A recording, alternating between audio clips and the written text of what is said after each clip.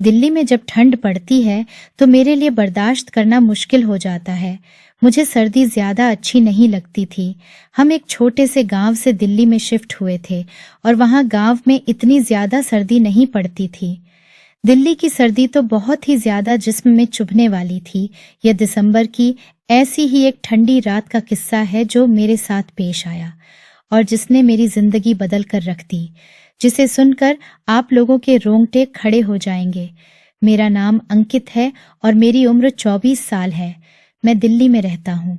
मैं बहुत कम उम्र था जब मेरी माँ विधवा हो गई।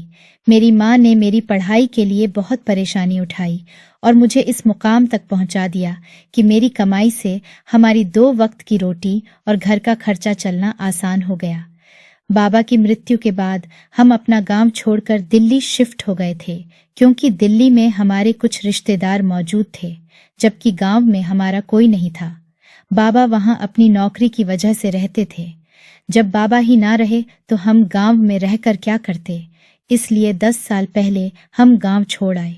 यहाँ आने के बाद मैंने पढ़ाई के साथ साथ नौकरी भी शुरू कर दी और तरक्की का सफर तय करता चला गया। पढ़ाई पूरी हुई तो एक बड़े ऑफिस में मेरी जॉब लग गई। बहुत सालों की गरीबी के बाद हमारे हालात बहुत बेहतर हो गए, लेकिन फिर मेरे साथ जो कुछ हुआ उसने सब बदल कर रख दिया। मेरा ऑफिस मेरे घर से काफी दूर था और सर्दियों में यह रास्ता तय करना मुझे बहुत ही मुश्किल लगता था। मेरी माँ मुझे रोज कहती कि घर जल्दी लौट कर आया करो। दिल्ली शहर के हालात कुछ दिनों से बेहतर नहीं थे, लेकिन ऑफिस में काम ज्यादा होने की वजह से मुझे रोजाना ही देर होने लगी थी। आज भी मुझे ऑफिस से निकलने में बहुत ज्यादा वक्त लग गया था। काम का लोड बहुत ज्यादा था। साल खत्म होने को आ गया था और ऐसे में हर साल ही काम का लोड बहुत ज्यादा बढ़ जाता। ऑफिस से निकलते वक्त मैंने जैकेट पहनकर ऊपर से शाइनल भी कंधों पर डाल ली और बाइक पर बैठ गया। सर्दी के मौसम में बाइक की यात्रा मेरे रोंगटे खड़े कर देती थी। मुझे जल्द से जल्द घर पहुंचना था, क्योंकि रात के 12 बजने वाले थे। मेरी माँ उस वक्त तक नहीं सोती थी जब तक मैं घर नहीं पहुंच जाता था। अभी मैं ज्यादा दूर नहीं पहुंचा था कि अचानक ही रास्ते में मुझे एक औरत नजर आई जो पूरी तरह दुपट्टे में ढकी हुई थी। मेरा बाइक रोकने का कोई इरादा नहीं था, लेकिन वह अचानक सामने आ गई थी। मजबूरन मुझे बाइक को ब्रेक लगाना पड़ा। मेरे ख्याल से शायद वह 50-60 साल की कोई औरत थी जो मुझे अजीब अजीब तरह के इशारे कर रही थी। उसके इशारे मुझे कुछ और ही समझा रहे थे, लेकिन इतनी बूढ़ी औरत मुझे ऐसे इशारे कैसे कर सकती थी, यह सोचकर मैंने अपने ख्यालों को झटक दिया। लेकिन अजीब सी घबराहट का एहसास मुझे अभी भी हो रहा था।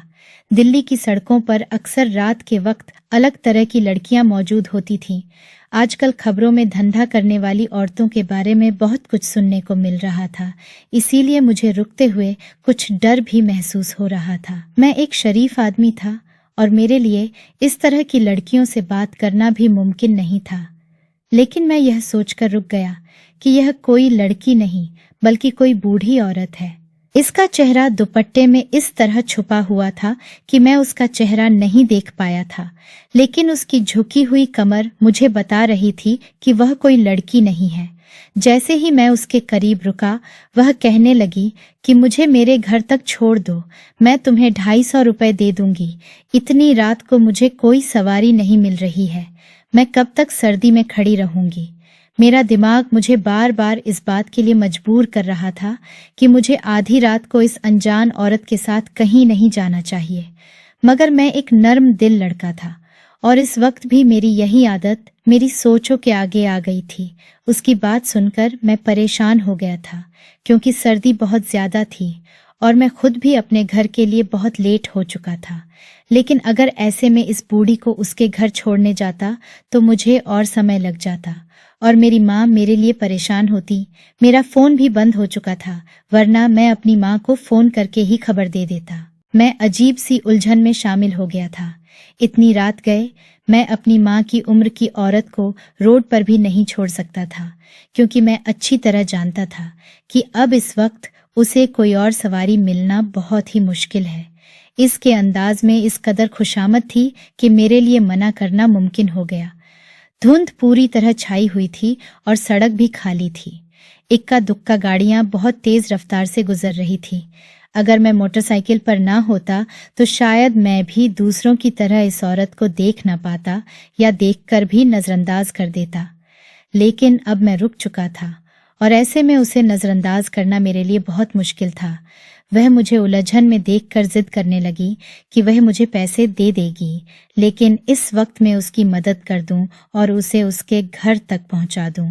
मुझे पैसों का कोई लालच नहीं था। मैं तो बस इस बूढ़ी औरत को अकेली नहीं छोड़ना चाहता था। इसीलिए मैंने उसे कहा कि वह मेरे पीछे बैठ जाए। उस औरत ने मुझे जो पता दिया वह मेरे घर से बिल्कुल ही हटकर था और जिस इलाके में उसका घर था वह इलाका बहुत ही बदनाम था। वहां ज्यादातर गलत काम करने वाली औरतें रहती थीं, लेकिन मैं मदद करने की हामी भर चुका था। इसीलिए उसे अपने पीछे बैठाकर उसके घर की तरफ चल पड़ा।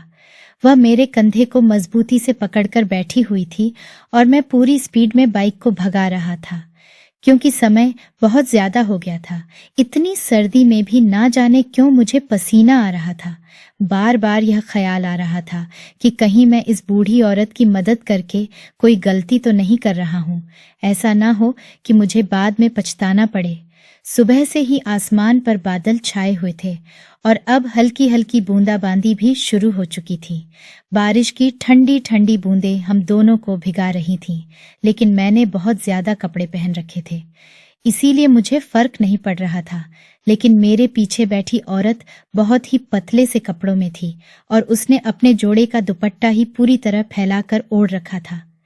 जरा सा भीगते ही वह थरथर कांपने लगी थी और सर्दी की वजह से मुझसे चिपक रही थी। उसका जिस्म जैसे ही मेरी कमर से लगा, मुझे अजीब सा एहसास हुआ और मेरे जिस्म में सनसनी सी दौड़ गई।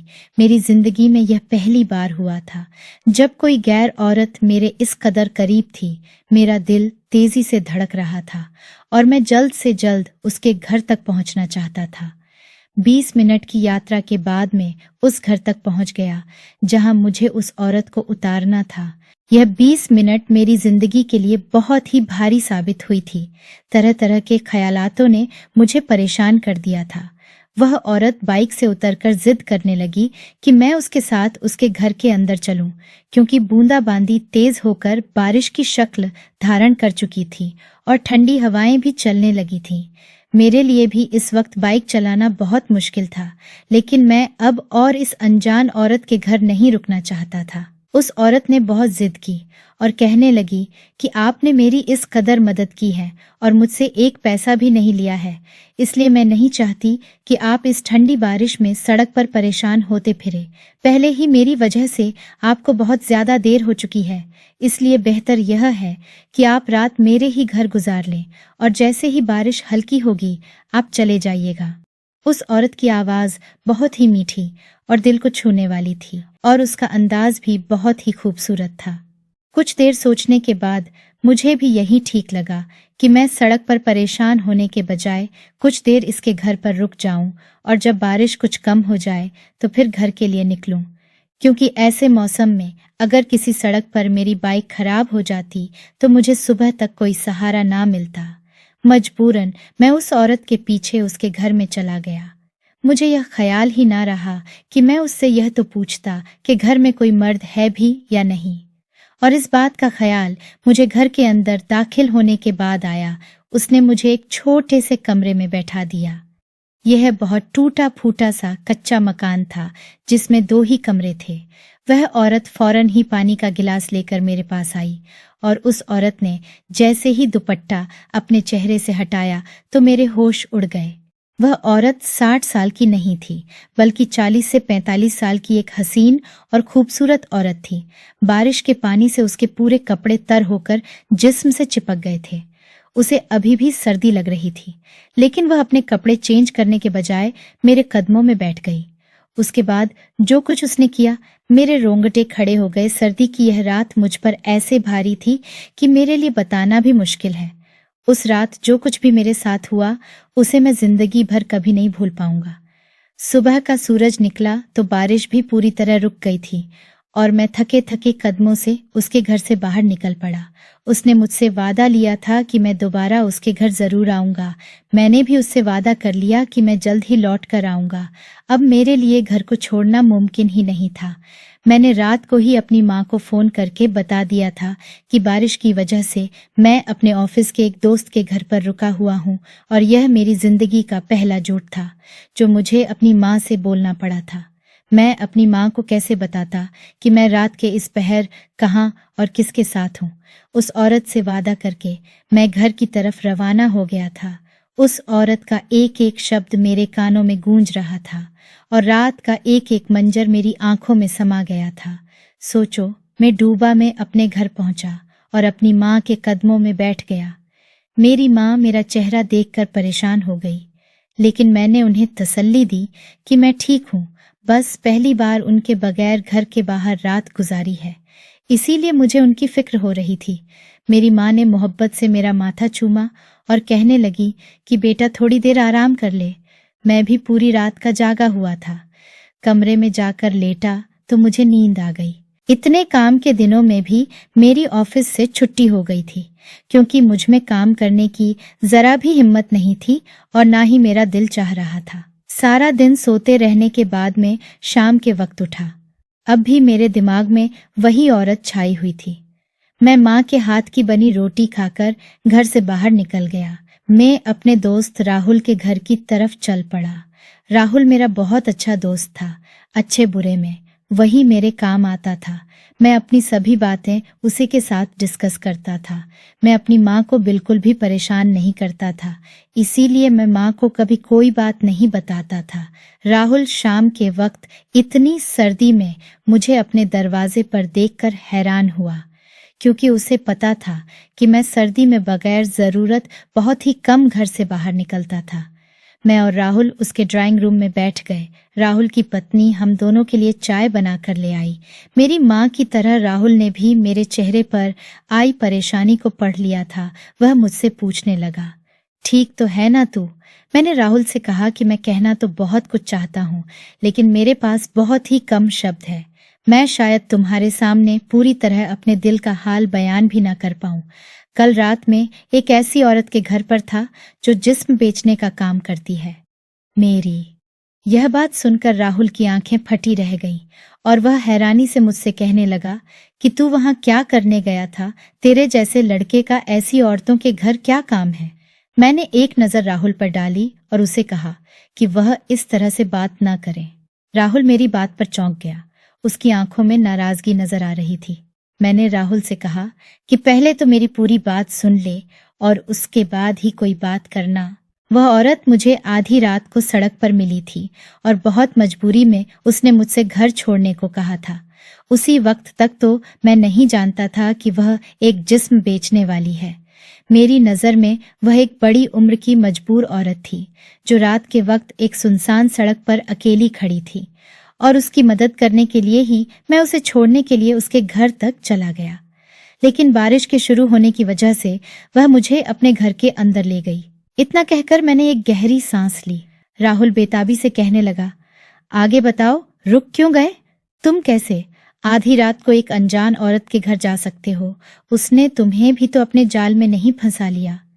मैंने राहुल को बताया कि वह मुझे अपने घर के अंदर ले गई। वह 2 कमरों का एक छोटा सा मकान था। उस औरत ने जब अपने चेहरे से दुपट्टा हटाया तो वह बहुत ही खूबसूरत थी। मैंने उसे देखा तो पलक झपकना भूल गया। मैंने अपनी जिंदगी में कभी इतना खूबसूरत चेहरा नहीं देखा था। वह दुपट्टा उतारकर मेरे कदमों में बैठ गई और कहने लगी कि यह किराए का छोटा सा घर है जिसमें उसके अलावा उसकी 2 जवान बेटियां भी मौजूद हैं। मैं चाहूं तो उसके साथ या उसकी दोनों बेटियों में से किसी के भी साथ रात गुजार सकता हूँ। उसकी बात सुनकर मेरे होश उड़ गए। मैंने गुस्से में उससे कहा कि मैं तो हमदर्दी, मैं यहाँ तक आया था, लेकिन मुझे क्या खबर थी कि तुम एक घटिया औरत निकलोगी। मेरी बात सुनकर उसकी आंखों में आंसू आ गए और वह कहने लगी कि बाबूजी, बहुत ही मजबूरी में यह बात कह रही हूँ, क्योंकि हमारे घर में कल से खाने के लिए कुछ नहीं है। जब तक मैं या मेरी कोई बेटी अपना जिस्म नहीं बेचती, हमें एक वक्त का खाना भी नसीब नहीं होता। सर्दी की वजह से मेरी दोनों बेटियों को बहुत ज्यादा बुखार है। हमारे घर तो खाने को रोटी नहीं, मैं उनको दवा कैसे दिलाती, इसलिए मजबूरन में इतने ठंडे मौसम में भी सड़क पर जाकर खड़ी हो गई कि शायद कोई ग्राहक मिल जाए, लेकिन सर्दी की वजह से कोई भी सड़क पर नहीं रुक रहा था। मायूस होकर मैं वापस पलटने लगी थी कि जब मुझे आपकी मोटरसाइकिल आती नजर आई तो मैंने बिना सोचे समझे आपको रोक लिया। मेरा इरादा था कि मैं आपसे मदद लेकर घर वापस आ जाऊंगी।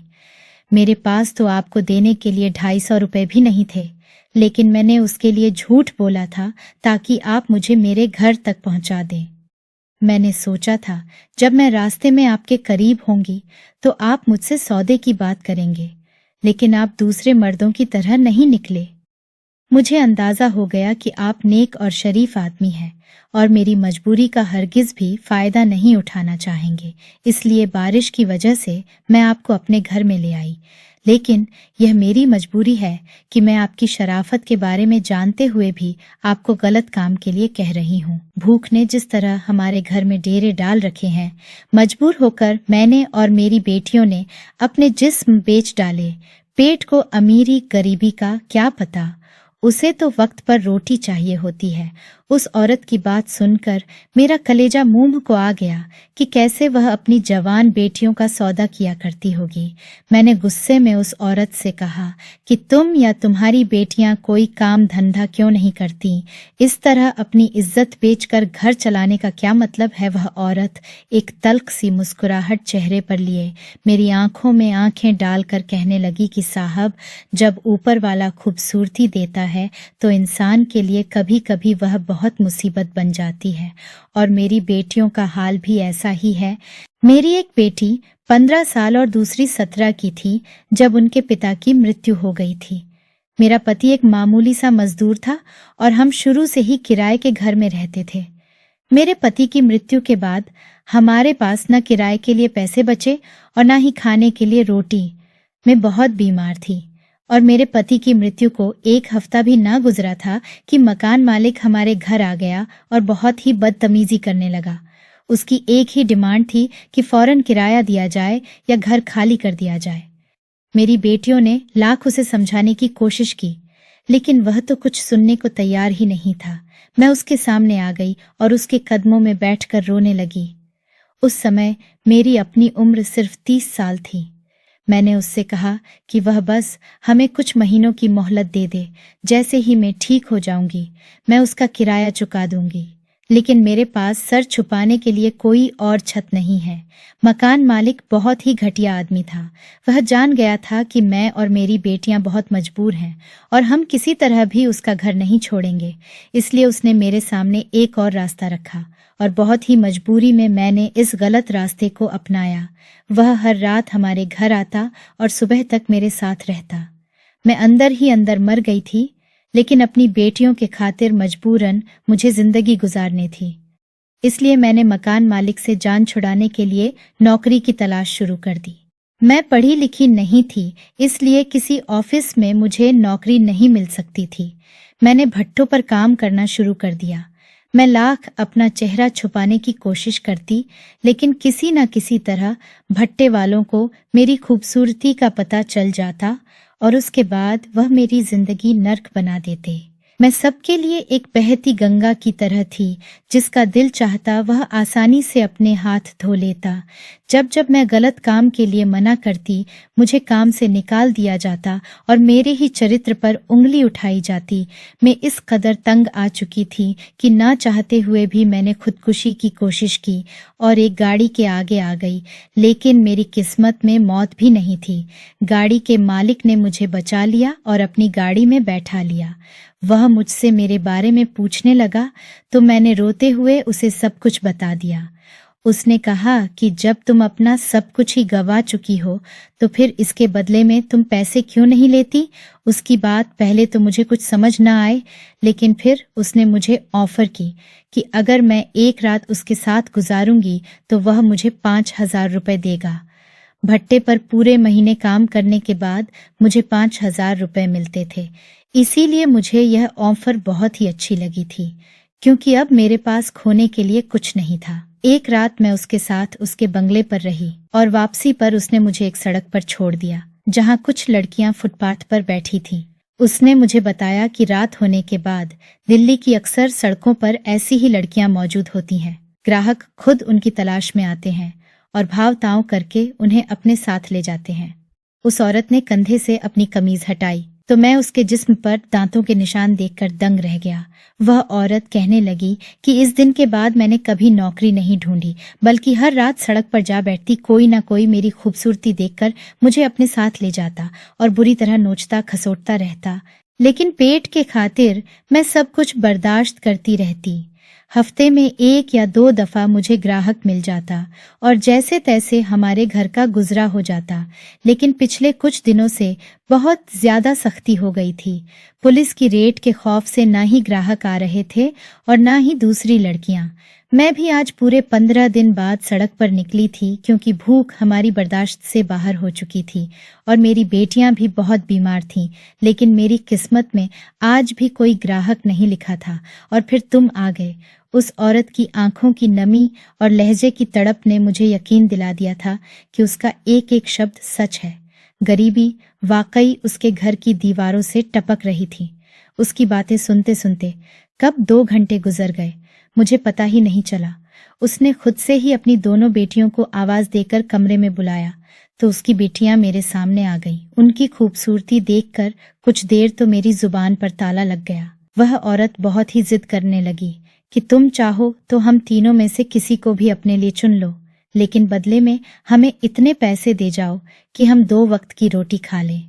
अचानक मुझे उस औरत के चेहरे में अपनी माँ का चेहरा नजर आया था। मेरी माँ भी बहुत जल्द ही विधवा हो गई थी, लेकिन उसके पास एक बेटा था और वही बेटा उसका बाजू बन गया था। लेकिन यह औरत तो 2 बेटियों की माँ थी और उसकी बेटियों की खूबसूरती इस वक्त परेशानी बन रही थी। मैंने उस औरत के आगे हाथ जोड़ दिए और कहा कि आप मेरी माँ की जगह है। मैं सोच भी नहीं सकता कि मैं आपके साथ कभी कोई गलत काम करूंगा और आपकी दोनों बेटियां भी उम्र में बहुत छोटी हैं और मेरी बहनों की जगह है। मैंने उस औरत से वादा कर लिया कि मैं 1-2 दिन में ही आपके राशन पानी का इंतजाम कर दूंगा, लेकिन आपको एक वादा करना होगा कि आप कभी खुद और अपनी बेटियों को जिस्म बेचने के काम पर नहीं लगाएगी। मेरी बात सुनकर वह औरत जोर जोर रोने लगी और कहने लगी कि बाबूजी, कौन सी औरत खुशी से अपना जिस्म बेचती है? हमें इस काम को करने के इसी समाज के मर्दों ने मजबूर किया है। इस वक्त दिल्ली शहर की सड़कों पर रात के वक्त ऐसी बहुत सी मजबूर औरतें खड़ी होती हैं जो अपने घर के हालात से बेबस होती हैं। जब मर्द हमें सीधी तरह कमाने का मौका नहीं देते तो औरतें गलत रास्ता ही चुन लेती हैं। सारी रात वह औरत मेरे कदमों में बैठी रोती रही और अपनी बर्बादी की दास्तां सुनाती रही। सुबह के वक्त जब मैं उसके घर से निकला तो मेरे दिल पर बहुत बोझ था। मैंने आज तक ऐसी औरतों के खिलाफ बहुत बुरा भला कहा था और अक्सर ही मैं उन्हें बहुत बुरा भला कहता था कि किस तरह वह शहर का माहौल खराब कर रही है, लेकिन उन्हें इस हद तक लाने वाला कोई और नहीं बल्कि मेरे जैसा कोई मर्द ही है। वह औरत और उसकी बेटियां मेरा इंतजार कर रही हैं कि मैं राशन लेकर उनके घर आऊंगा और उन्हें बदनामी की जिंदगी से निकालूंगा। लेकिन फिलहाल मेरे पास इतने पैसे नहीं हैं और इसीलिए मैं तेरे घर आया हूँ ताकि कुछ पैसे उधार ले सकूं। मैंने राहुल को रात की सारी कहानी सुनाई, जिसे सुनकर राहुल खामोश हो गया। वह भी उस दर्द को महसूस कर सकता था जो दर्द कल रात को मैंने महसूस किया था। राहुल ने मेरे साथ मिलकर कुछ राशन खरीदा और मेरे साथ ही उनके घर पहुंचा दिया। वह माँ बेटियां बहुत ही ज्यादा खुश हो गई। मुझे और राहुल को ढेरों दुआएं देने लगी। दिल में एक सुकून लिए हम दोनों वापस पलट आए थे, लेकिन साथ ही ये सोच भी मेरे दिमाग में चल रही थी कि मैंने अभी उस शहर के एक घर को बचाया है, लेकिन ना जाने इस शहर में और ऐसे कितने घर हैं जहाँ की मांगिए बहनें बेटियां 2 वक्त की रोटी के लिए अपनी इज्जत को दिल्ली शहर की सड़कों पर जिस्म बेचने के लिए आधी रात को निकल आती है। अगर आपको हमारी यह कहानी पसंद आई है तो वीडियो को लाइक और चैनल को सब्सक्राइब करना मत भूलिएगा और कमेंट करके इस कहानी के बारे में अपनी कीमती राय जरूर दीजिएगा।